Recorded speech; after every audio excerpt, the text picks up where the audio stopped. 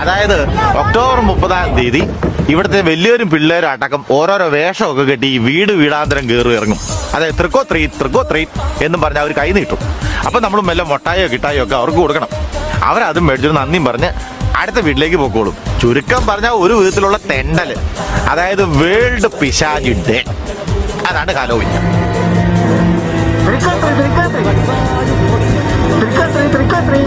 നല്ല ഒന്നാന്തരം കാൻഡിയാണ് കിട്ടുന്നത്.